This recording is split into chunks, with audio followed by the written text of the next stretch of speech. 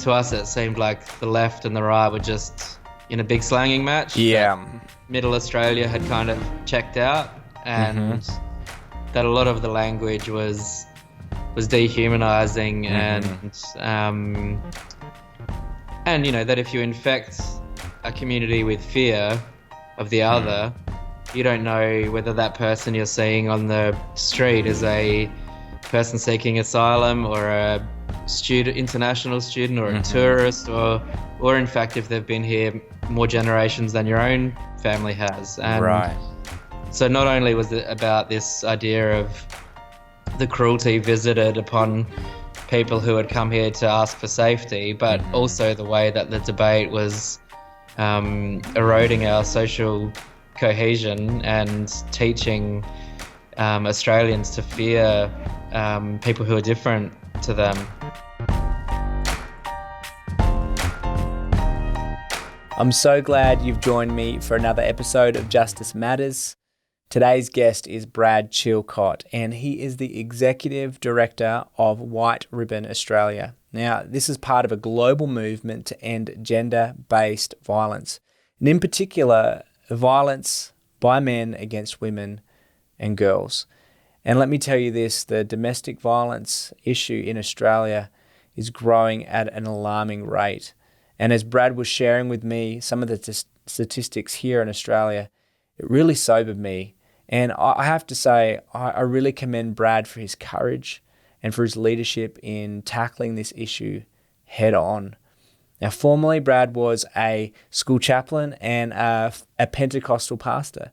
Now, his faith really has driven him to fight injustice throughout his whole life and career. And he really has a heart to build a more inclusive society.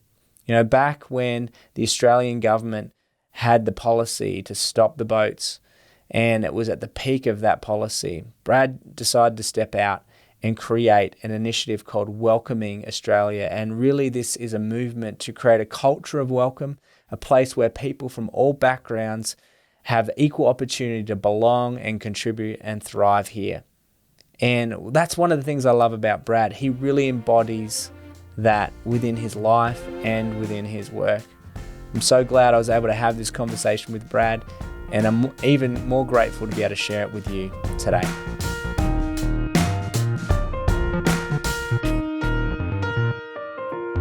Well, Brad, thank you so much for carving out some time to jump on this podcast with me. It's been a bit of back and forth to try and get you. Were so close up here in Brisbane a couple of weeks ago, but we weren't able to make the connection. But thank you so much, mate. I know it's been a busy few weeks for making the time.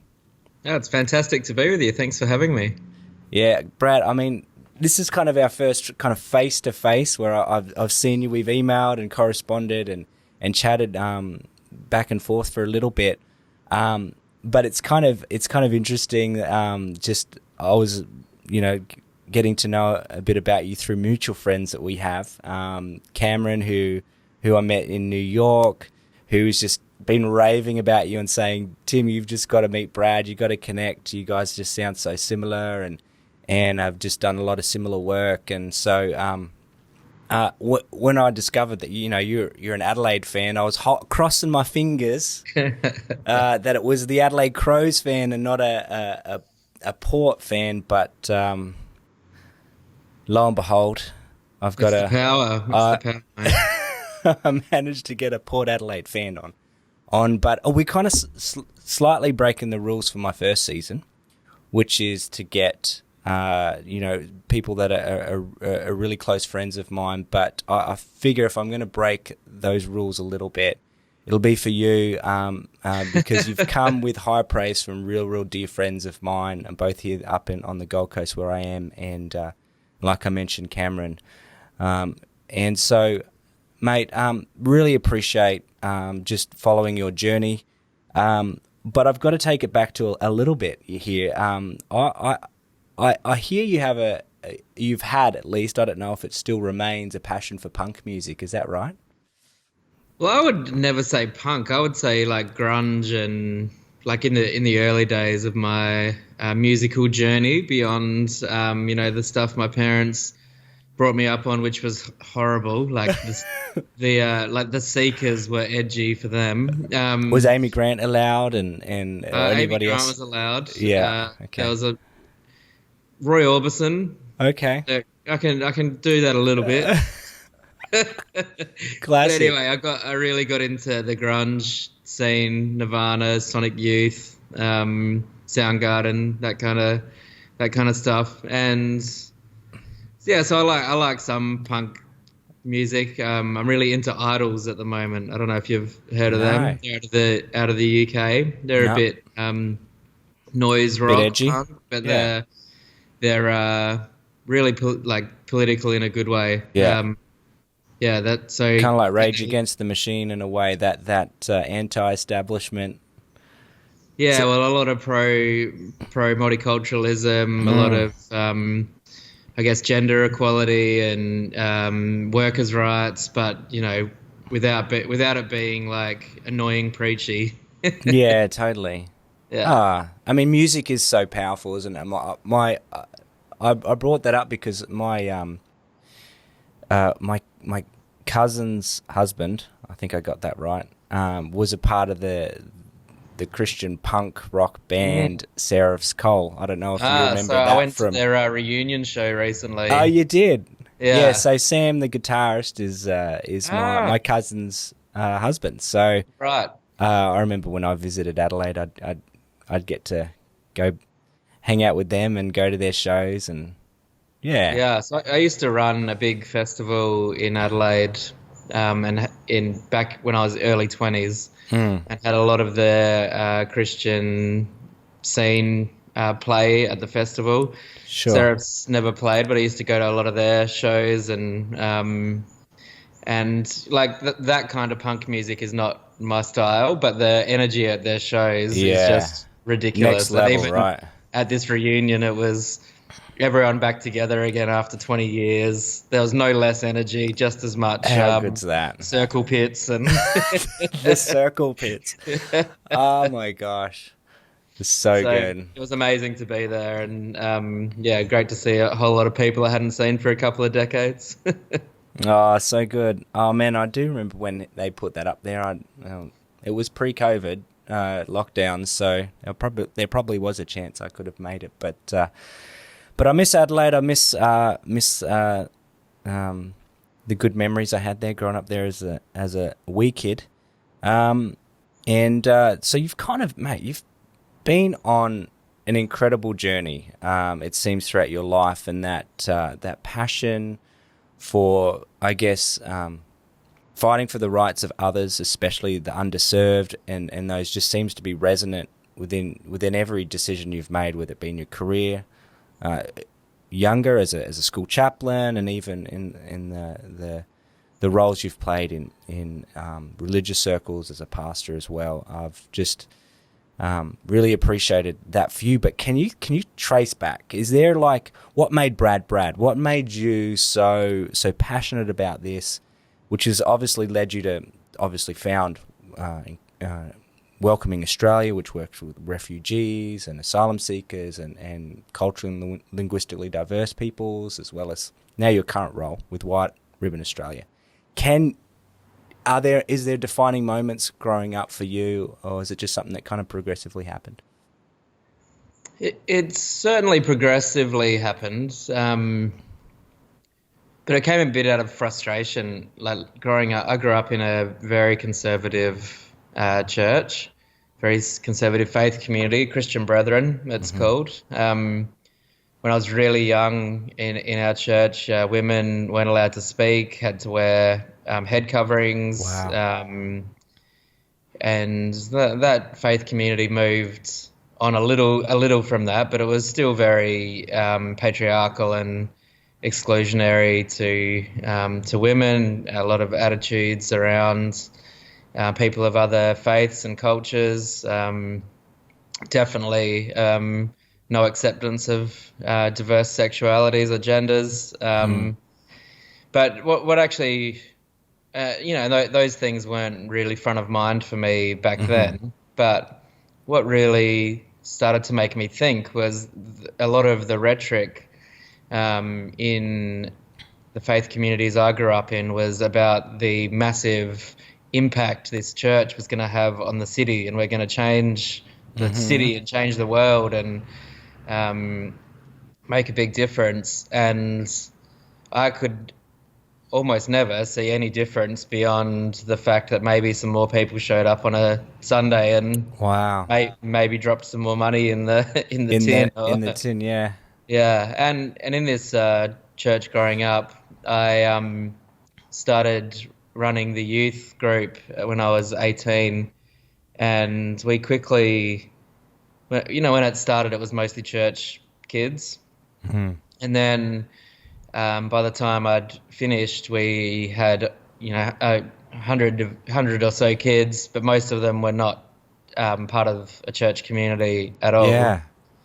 And it exposed me to, I guess, to reality is maybe a simple way of putting it, to understand that these kids were dealing with things in their families and in their personal lives that I guess I started to think, and in those early days this was not fully formed, but started to think the difference that we're going to make, or that we exist for, surely goes beyond everything will be fine if these people come to church. Right. Which seems to be kind of the only conclusion that we come to. If they come to church and join our faith community and find Jesus, whatever that means, then everything will be okay. But actually these problems were systemic and cultural and, required structural sociological change if they were going to have their struggles alleviated. And so to me, it wasn't enough to say that we loved people and therefore we would try and get them a ticket to heaven when they die. Right. Actually, love should look like making life flourish better for others. Yeah. Right now, yeah. Yeah. Now, I kind of hear, I think in many respects we probably had similar upbringings from a faith perspective, and what I kind of hear you saying is that if as long as people come to the prayer meeting and pray and do the religious things, let's say, then it kind of, we don't really have to get our hands dirty in maybe some of the more political or the more social, and even let's just, the business, the corporate world of things, in order to see that change occur. Is that kind of what I'm kind hearing? of. I mean, and it was a growing understanding of the difference between charity and justice, I think. Okay. Like if people, it's pretty basic, but if people are hungry and you keep feeding them, that's great. But have you asked the question about why they're hungry in the first place when the rest of us are wealthy and fed? And love, I think, drives you to do more than just, keep giving handouts and making people, symptom alleviation. Love would actually say, how do we get rid of the disease, which is a structural, systemic issue, not just a individual charity issue. It's an empowerment issue, really. Where does the power lie, and how do we make sure that everyone has equal opportunity, right? And how do we use our power and privilege? And I think that it was, for me, just started to become a cop-out that we can say that we love people but exclude people, say that we love people but be apathetic about the justice issues that impact their lives, say that we love people but support neoliberalism and capitalism and consumerism, all the things that are kind of result in people's exploitation and disenfranchisement and disempowerment. And so, it just started asking me, it caused me to start asking lots of questions about the faith that I'd grew up in. And, in this, as you said, has been quite a long journey. So I'm cherry picking a little bit, but well, I'm kind of curious too. Yeah, just to see how whether it becomes just a faith challenge at one point, and then how does that then merge into some of the other issues? But yeah, sorry, cut you off No, there. that's okay. It to me, in terms of my faith roots, to me, none of that added up to anything like the life of Jesus that you read about in Scripture as well. So we had this Wow. church, and I'm not just talking about the church I grew up in, but churches that, in general, Yeah. have created a new religion when Jesus was actually trying to dismantle religion. And so a new system of who's in, who's out, Right. what behaviors do you have to mimic in order to stay in the In group. in group and stay in God's good books. And actually, that's exactly what Jesus was dismantling.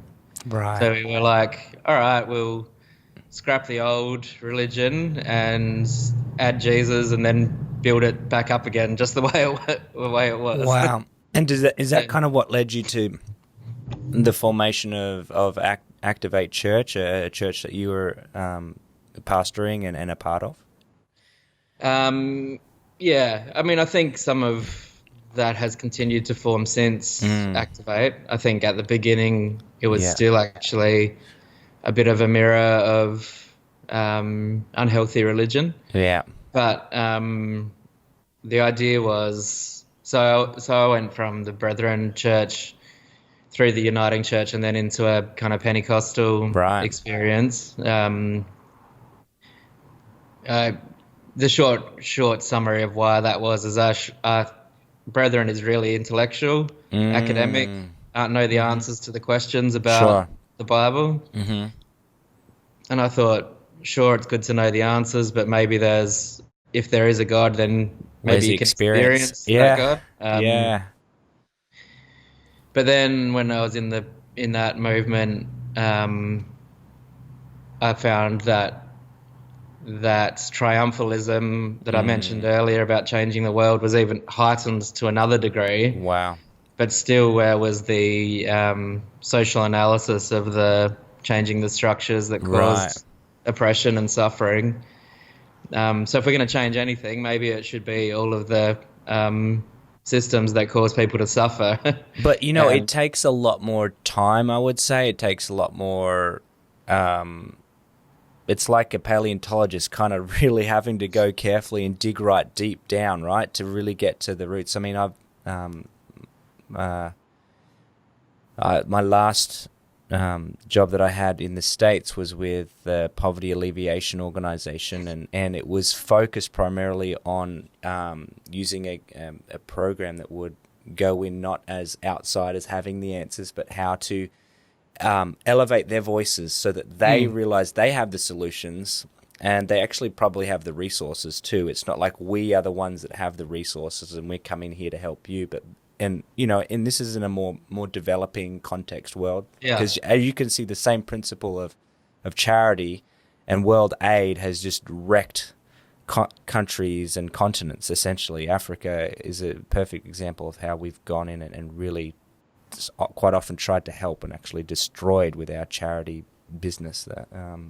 enterprises, you could say. And so, but it takes a lot more hard work to go in and do the slow work of how are we going to go in and listen, how are we going to make sure they really feel like they're empowered to lead the charge, to make the change. That is not, it means we don't feel as good about ourselves because look what I've done, look what I gave, look how I helped, kind of thing.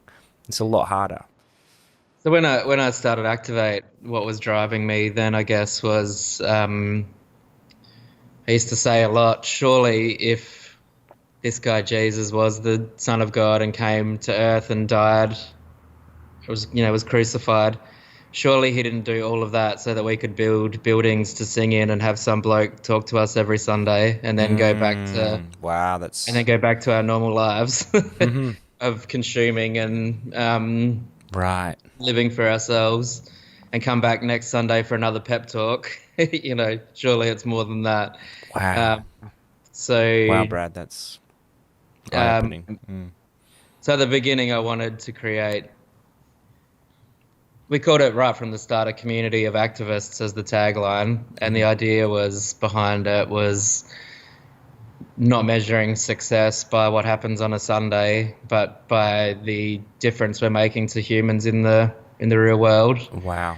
And I don't think we did that super successfully at the beginning, but I think just the fact that we had that as our purpose gave us a bit of a different way of measuring our or Impact. prioritizing our Yeah. activity and our energy. And so that was that I guess came out of the trajectory of my faith journey up to that point. I mean, I really like to honor the fact that it is a journey. Like, we're all learning and growing, and hopefully, as we develop and learn and grow and change our views, maybe politically or in as we develop and grow in our faith or whatever the case might be, it is a journey, and it is. I think we never I don't have it all together. I feel like even this podcast is an opportunity for me to reconnect with people that in so many areas are so far along the journey than I am. And I really want to dig deep and listen and hopefully help other people that this is a safe place to actually come and be like, oh, okay, I'd never thought about that. And, it's all part, I think, too, of learning to be more, for me, it's that the Jesus way is that upside down kind of kingdom, right? That upside down way of Matthew 5, where he just lays it all out and said it's actually the poor that are blessed, and it's the opposite way to the way it seems like this world is operating, which is exploiting, and understanding how we can be we are complicit in that in our ways, maybe unbeknownst, but how also I think it gives us that awareness, gives us the opportunity, well, we can actually now do something about it. And so, yeah, man, I don't like to ever. I think when I look back on my own journey, it's like I probably was doing the best at the time with what I had, but I'm glad I'm learning to dig deeper. And if I haven't already got personal with you already, I hope you don't mind if we take it even a next level, because I know for you, your family is no stranger to suffering. It's no stranger to really kind of walking through a tough journey. One of the greatest accomplishments you shared with me was that your son reached the age of 13 years of age just recently, and I saw the disco party that you guys threw at your house. That looked like an awesome rave. But he's obviously. Your journey with him too has kind of been public at some point and moments. Do you mind sharing a bit about that journey and maybe even how that journey itself has kind of influenced you to continue to kind of pursue hard the need to serve the underserved, and advocate for others? So when my wife Rachel was pregnant with Harry, we were told that he wouldn't survive the pregnancy. Really? And at our first ultrasound, they looked at all of the fluid that should have been around the baby was trapped inside Harrison. Wow. And so basically they said there's no chance of this baby surviving. And we said, is there anything that you could do at this point? And they said there's one operation that could increase the chance to 1%. And so we thought, okay, well, we'll take that. We'll do that operation because we don't want to spend the rest of our life wondering which way this could go. And so we did the operation. And then right up until the delivery, the doctors and midwives were telling us that he wouldn't survive, that his lungs were not formed, and a bunch of other issues. And even a fortnight before Rach gave birth, the midwife said, you need to prepare yourself for a birth and then for a funeral. And wow. So then Harry came along and he came out alive. He was intubated and started to breathe, which they didn't think was possible. Wow. But then he was rushed straight off to surgery to address a couple of issues. And yeah, since that date, he was born with a quarter of one kidney and no other kidney. So just Oh my. about, he had about 17% kidney function for most of his life. Um, and so up to this point, he's had 25 surgical procedures, and I guess the Wow. biggest one was me giving him a kidney 4.5 years ago. And that has, changed the trajectory of his Really? life. Obviously, he needed a kidney, but it also comes with its own challenges. The anti-rejection drugs take out your immune system, and so he Really? gets sick all the time, and then in hospital because if you don't, address the infection quickly, it impacts on the kidney that's now inside and becomes a bit of a cycle. So Really? we're very used to hospital, kind of Really? a second home.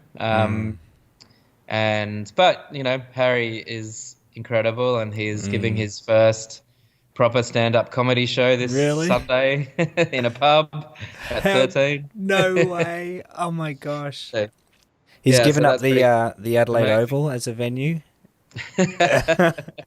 It's just that it's at a pub in the city with some other comedians, but You, a that is great so opportunity for good. him. Oh man. And most people, if they met him at first, wouldn't realize he's got some physical challenges going on and the sickness. He's incredibly intelligent and witty and also confident. But yeah, he does. He was in hospital 10 days ago for 4 days and regularly admitted into hospital. So that's an ongoing challenge for us. And especially when my work has meant a lot of travel and being away from family, it is another thing that we really juggle as a family together. I mean, it must be hard because your work is dedicated to trying to serve others in a certain way, but then you've got to weigh up. Look, my family is important too, right? And I could only imagine and the blessing you could say it is to be in Australia, to have a health care system and to have the opportunity to do that. Even some of those things we kind of can quite often take for granted, can't we?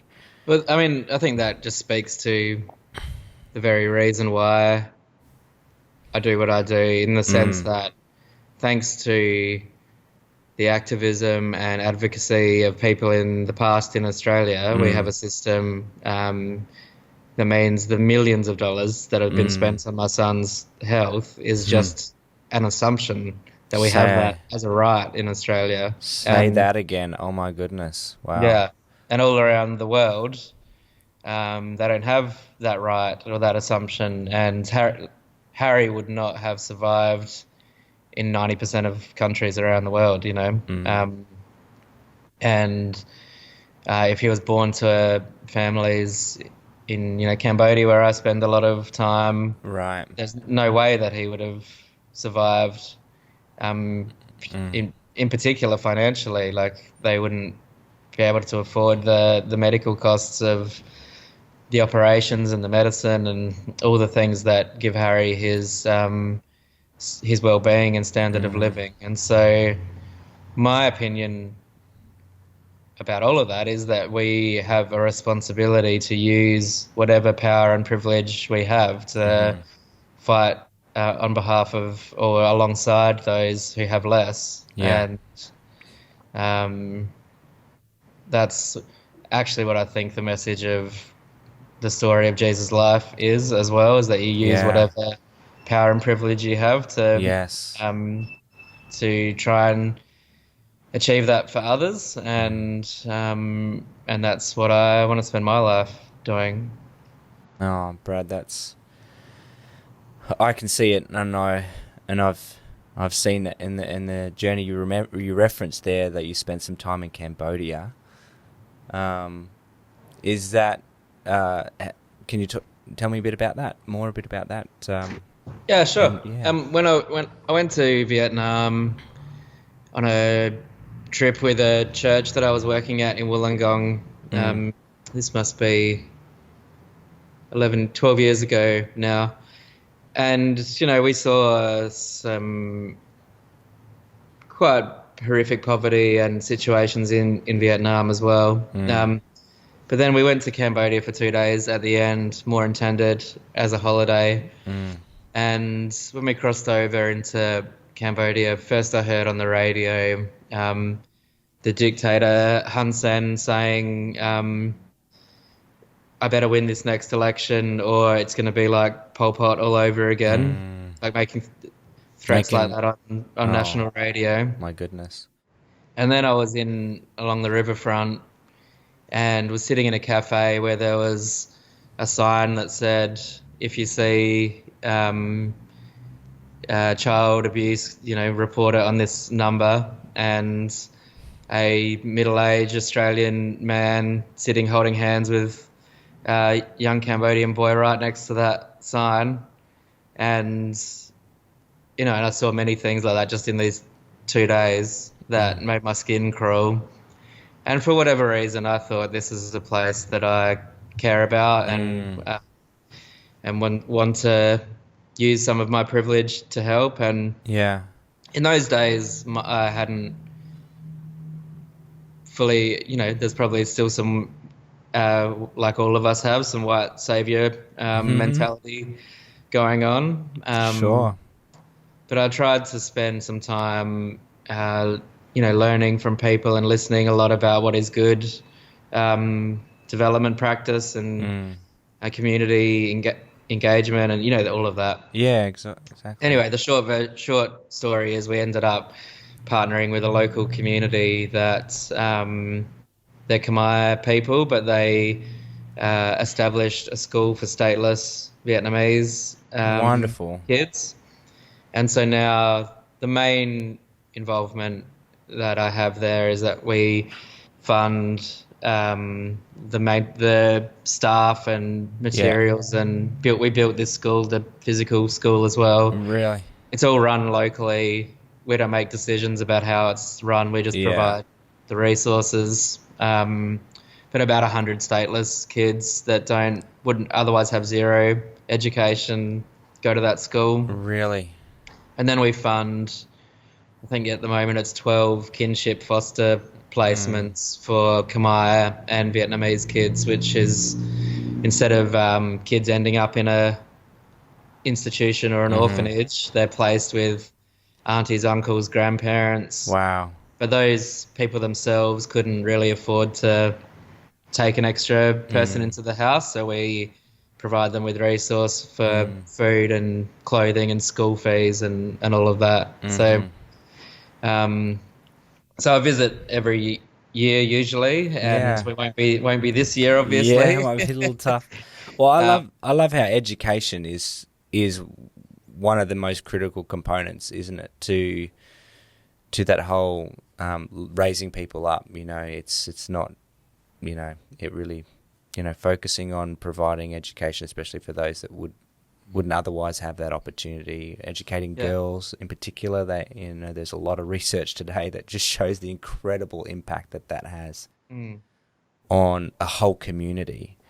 And we took some wrong turns before we got to that partnership, and working with some dodgy, very well-known charities and things that were really colonialist and unhelpful. But I'm really happy that we work with locals who they make the decisions, they do the work, they know their community best. It just so happens that we have more financial resource than they do, and they have the skills to serve their community that we don't have. So, and the cool thing, I guess, how it connects to some of my other work is Khmer people don't tend, this is a generalization obviously, but don't tend to embrace the Vietnamese stateless people that are living on their land. And so working with these Khmer people who have a real partnership and heart for that community is also good to see and build that kind of intercultural Right. connectivity as well. Oh, it's fascinating, mate. I'd love to come with you one day. I was actually Yeah. born in Indonesia, and I haven't been back there since I was born, and have had a real desire to kind of head back to Southeast Asia. So Hmm. yeah, it'd be a real treat. And I guess that just flows into, where I kind of first connected with you, Brad, and where I was when I first moved back to Australia. Our mutual friend Cameron was sharing with me about you. I reached out to you a long time ago. I don't know if you even remember that. Yeah, I remember. Yeah. Um, yeah, and I was like gutted because I really wanted to still be living with my family in northern Iraq, and my wife had fallen pregnant with baby number 4, and we'd come back, and we just were at that kind of point of what do we do, and we discovered that there were, Yazidi, Iraqi and Syrians that were coming, coming into Australia now. My heart just went out to them. The language and the culture is something Mhm. I'd learnt to a certain degree, and just so I started helping and serving out there, and I just really in many respects was trying to model a lot of what we were starting out on, what you had founded in South Australia years earlier with Welcoming Australia. Mm. Um, do you mind spending a few minutes just sharing about that? Because that's, for me, Good. that's really, really kind of where I've really kind of watched a lot of, what you've done, and I really appreciated it. Yeah, so where to begin? Well, what was the catalyst for starting Welcoming Australia was when the federal government was opening the Inverbrackie detention centre outside of Adelaide, Mm. and locals around Inverbrackie protested against the centre, but not because it was incarcerating innocent, men, women, and children, but Mm-hmm. because house prices would go down and crime would go up, and there might be terrorists and and all of Right. that. Wow. Um, and there was an image on the news of a 10-year-old white Aussie kid holding up a sign that said "Sink the boats." And when I Wow. saw that, I thought, no matter what you think about Australia's policy on this issue, Yeah. something has gone desperately wrong in our Right. culture and in our national conversation that a parent would send their child out in public with that sign and think it's okay. Mm. Um, and so we did, a couple of friends and I thought about it a little bit and thought about in a very uneducated way at the time, but thought about what it felt like as um, an onlooker, I guess, of this public debate. And to us, it seemed like the left and the right were just in a big slanging match, that Yeah. middle Australia had kind of checked out, Mm-hmm. and that a lot of the language was dehumanizing, Mm-hmm. and that if you infect a community with fear of the Mm. other, you don't know whether that person you're seeing on the street is a person seeking asylum or a international student or a Mm-hmm. tourist, or in fact if they've been here more generations than your own family has. And Right. so not only was it about this idea of the cruelty visited upon people who had come here to ask for safety, but Mm-hmm. also the way that the debate was eroding our social cohesion and teaching Australians to fear people who are different to them. Mm. Um, and so we decided that we wanted to create, I guess, a movement that, yes, would address this the politics of fear and cruelty and the policies that stem from that, but also would just cultivate a culture of welcome in which Mm. any person of any background could flourish and belong and thrive in our communities.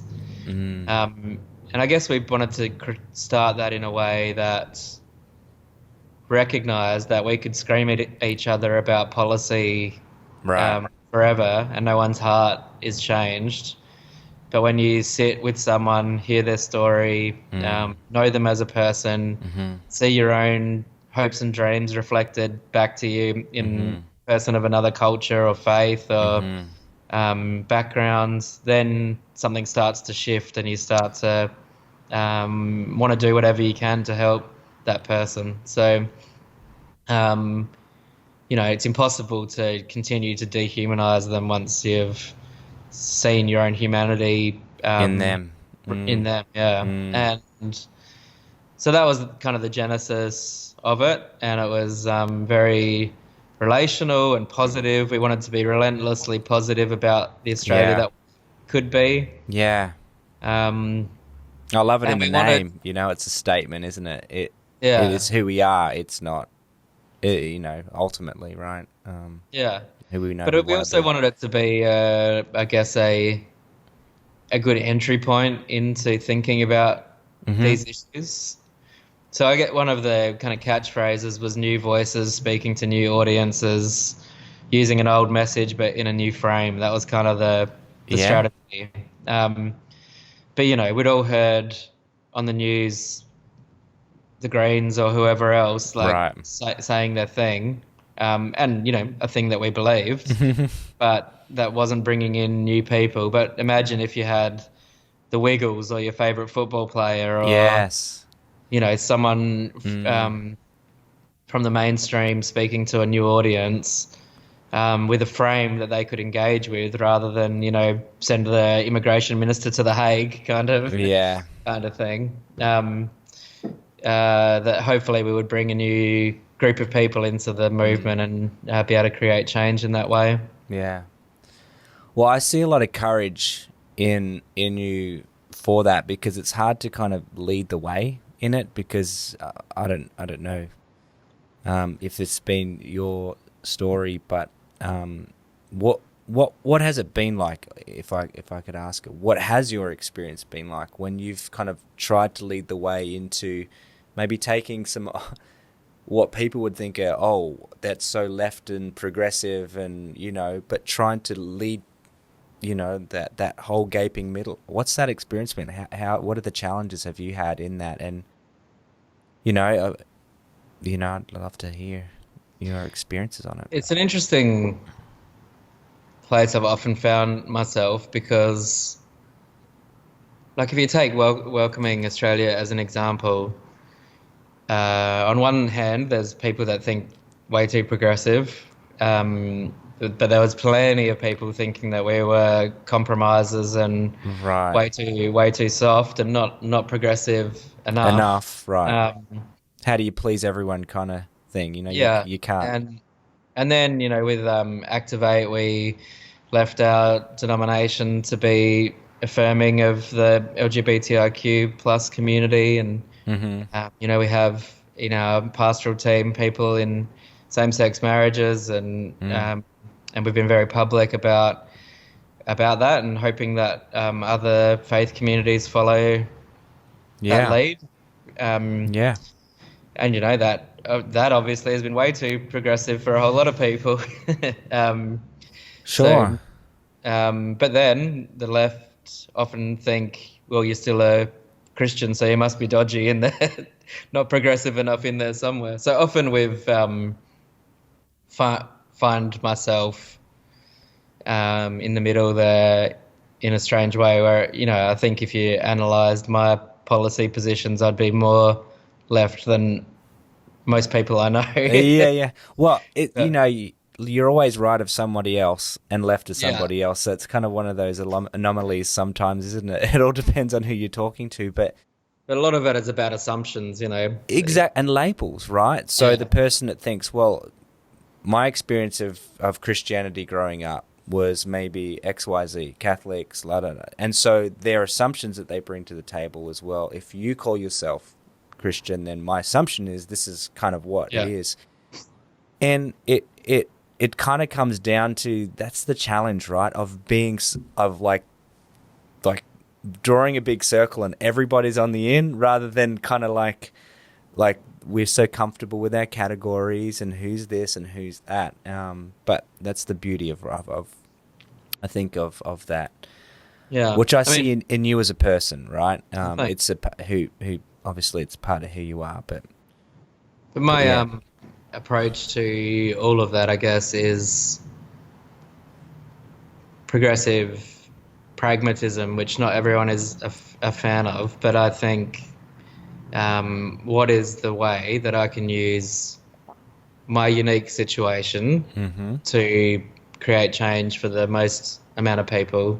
And I don't think, like, I'm just a guy. I don't think I always get that equation right, but Sure. that's always the approach that I've taken and that we took with Welcoming Australia as well. That yes, we need to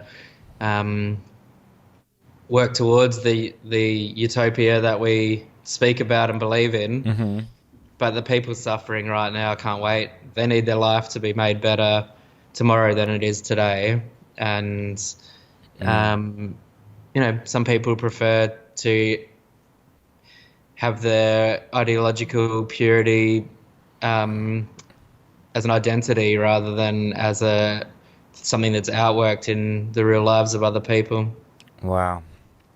And obviously that's led you into many. I'm amazed at the varying roles that you've then played, both in non-profit, within the church, within the business world as a media consultant, even in many respects. And now you find yourself in this brand spanking new role with White Ribbon Australia, the executive director. Congratulations. Thank you. I'm sure they did a lot of hard work to kind of nail down who would be a good candidate. And but like, you've been in this role for like less than 5 weeks, about a month, right? When we went public relaunch was 5 weeks ago. Okay. So and I was around for 3 weeks before that. Okay. So a couple months now, finding your feet, and obviously it's another huge issue of justice, social justice in our culture in Australia that is very needed to address. And what makes this role for you, I guess, so important now that you've stepped into it? And maybe you could tell, for our wider audience who might not be fully familiar with White Ribbon Australia, just explain a bit more about what they do. Yeah, White Ribbon Australia is a movement to end gendered violence and to advance gender equality, recognising that gender inequality, or the disrespect of women, as expressed in a whole range of ways in our society, creates the space for gendered violence to happen. In Australia, on average, more than one woman every week is killed by their male intimate partner, current or former intimate partner, and police receive a phone call every 2 minutes to be called out to address a family violence situation. And so this is an endemic problem in Australia, in our culture, in the culture of men, and in the way systems respond and approach family violence and gendered violence as well. So for me, I know it sounds a bit naff, but it's people, and people deserve to live in peace and in freedom from violence, and women deserve to live with the same level of power and privilege that I have. And so I was approached by a few people to apply for this role. White Ribbon had a pretty significantly tarnished history and went into liquidation towards the end of 2019. And so I knew that it would take a lot of, and is going to continue to take a lot of work to rebuild trust and reputation for the name White Ribbon. but there was also a real level of goodwill in the wider Australian community, hoping that White Ribbon can become something good and be something good like it was intended to be. Um, what really got me, I guess, over the line to be interested in this role was um, there was a Brisbane woman named Hannah Clark, and her three children were Yes. murdered earlier this year Yeah. by No. her intimate partner, and it was a horrific public murder, and I think all of Australia was, and even internationally, aware of Yeah. this situation because of the way that it happened. Uh, yeah, publicly in the street, that Hannah and her children being burnt to death by the former partner. And my Facebook and social media feed was full of men in particular saying, I want to make a change. This is not the way it should be in Australia, but I don't know how to do that. I don't know where to go. And, I don't know what to be a part of or where to put my energy. And in the past, White Ribbon would have captured, I guess, some of that energy, but a lot of its reputation in the end ended up being about tokenism and, um, come to a breakfast, put on a ribbon, Right. say the pledge, all of which are not bad things in themselves. But for me, the bit that was missing was what happened next. The action. Yeah. How do you stand in solidarity with women that are experiencing violence? How do you advocate for meaningful change? How do you be a good bystander that can have conversations that challenge your male friends when they're saying sexist things or treating their partners in unhealthy or coercive ways? And so I really thought there was an opportunity um, to I guess collect all of those people that wanted to support White Ribbon, but more importantly wanted to see change made and be able to point that in a positive direction and a meaningful direction with clear steps of action to take. Yeah. Well, I mean, it's definitely an issue that I know since moving back here on the Gold Coast is something that's been taken very seriously by a number of even leaders here in the community, which I'm really inspired by. There's some key leaders and even pastors that recognize, hey, even in the church, we see that there's often been abuses that have taken place, and using scripture in the Bible can often be used to weaponize and a domineering and approach that really robs women of their dignity and is abusive in so many ways. And so I've been somewhat encouraged too, just learning. Even our mate Brendan here is a part of a board that's really looking at how do we educate. I think they're doing a partnership with Griffith Uni. Maybe that's actually, something. I met with Hayden the other day when I was in. Hayden, Yeah. Yeah, Hayden is a great dude. We organised a big, this is a way back when he was obviously part of the band Soulframe. We organised a big event up our way when I was in my youth work chaplaincy days. But yeah, so there's a great recognition, right, of this is something that we can all do something about, and I think with all these issues that are coming to the surface at the moment, one of the things I'm realizing is the importance of reflection, of listening. So often we can just quickly jump into the argument we think that kind of suits us, or the echo chamber that we might be surrounded by, but it actually takes a lot of self-awareness and courage to kind of just, hey, let me just take a step back. I mean, you just read some statistics earlier on, which so often can just fly over our heads, and we were Yeah. like, hang on, every 2 minutes, Mm. like, is that really acceptable? Is that really something that we can kind of bat an eyelid at and think that that's okay? Well done, man, for stepping into it.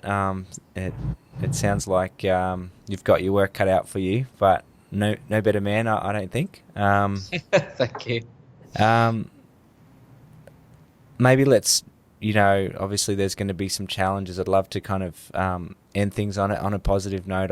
I'm a pretty optimistic person at worst, and so I'd love to know what hope do you see on the horizon, even as we kind of, when you're in the trenches, often fighting a lot of these difficult situations and fighting to advocate for people, it can be a bit discouraging. But where's your hope lie? Like, what is you see? Where are the encouraging signs for the future? What are ways maybe even you would encourage others to, like, hey, this is what we can get behind? Because I know for me, fear has never led me to really make any significant changes in my life. It's always been when I've been led by courage or compassion or kindness, the more in a positive direction. And so I really want to hear from you what that is.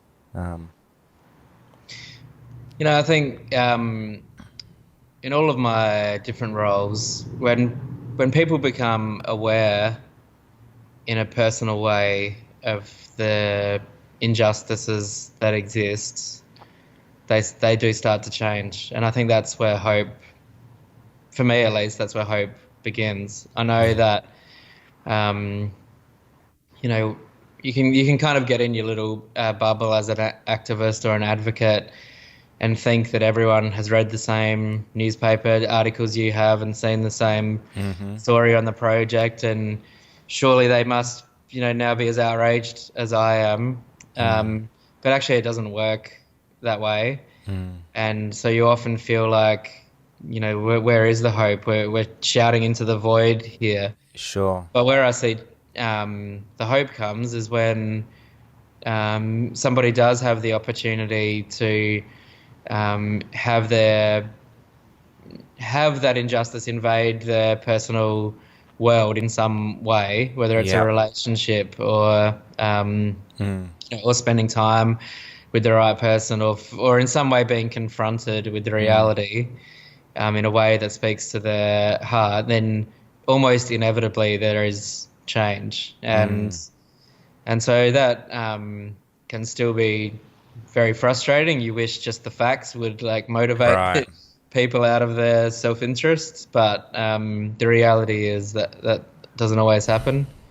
But even you mentioning these church leaders getting together to address the gendered violence in your community, or the conversations I have with pastors who are wanting to talk to me about how they can go on a journey of including LGBTIQ people, and understanding that from a faith perspective, or steps faith leaders take to embrace their Muslim neighbours and stand in solidarity with them when there's Islamophobia in the public narrative. Some of these things are things we wouldn't have seen in the past, and while you still can look at the whole big picture and go, bloody hell, we've got a long way to go. Sure. You can still see the cracks and the light getting through. Actually, there was a sermon I preached a couple of times called Crap We Used to Believe, and where I just go through all the things that we used to defend as people of faith, using the Bible to defend them, like slavery and not being allowed to dance, or not being allowed to drink alcohol, or the Crusades, or and these are all things that people would, or divorced people not being allowed to take communion. These are all things people would vehemently say it must be this way because the Bible says it must be. Sure. And then today we look at that and go, as if as if we could believe that. And so that gives me hope, because I think it shows that we can listen, learn, love people, and be willing to change. Yeah. When you talked earlier about like the personal experience and you referred to it before, it reminded me of that a quote by Brene Brown, which she says it's hard to hate people close up.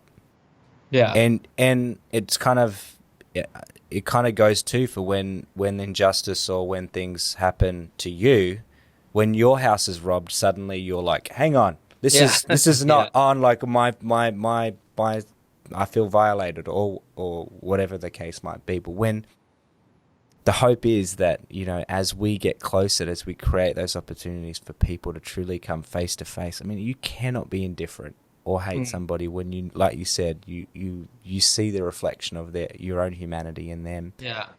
And I think the same goes for, sometimes the hard experiences of going through injustice yourself can be the opening to, all right, this has got to change, let's do something about it. I wish we had a lot longer to talk, Brad. It's all right.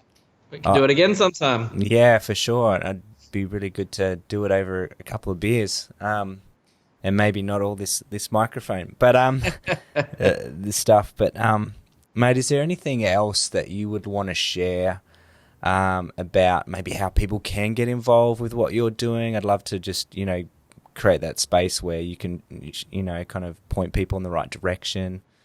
Yeah, sure. Yeah, it'd be wonderful if you would visit welcoming.org.au and get involved with Welcoming Australia. There's work across the country, especially getting local councils to join Welcoming Cities Network, and local sporting clubs to join the Welcoming Clubs Network, and then whiteribbon.org.au. Love to see people join up as community partners, and we've got a plan to start, and people can start community action groups, which is really, yeah. I guess how we're reimagining our old White Ribbon committees. It's about how you can bring together all the relevant stakeholders in your local community or your community, faith community, multicultural community, and develop community-led responses to gendered violence and gender inequality. So check that out at the website, and love to see some of your listeners start up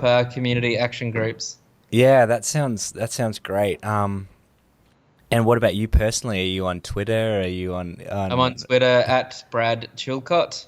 Awesome. And I think it's White Ribbon AUST or Welcoming Oz. Those are the three you can look up. We'll try and get those in the show notes too, so that you can just get to that. Brad, again, thank you so much. I really, really glad that we could get together to chat, and I won't bother you for a little bit. I'll let you kind of get back to all the hard work you've got ahead of you. Great work. But yeah, be sure to, hopefully there'll be a chance. Some borders, we're closed to everybody, it seems, now in Queensland. We've just gone hard yakka. I can fly to you. Oh, good. So, yeah, we'll definitely make sure we make a chance to catch up. But thanks again for your time, man. I really appreciated it. It's been fun. Thanks very much.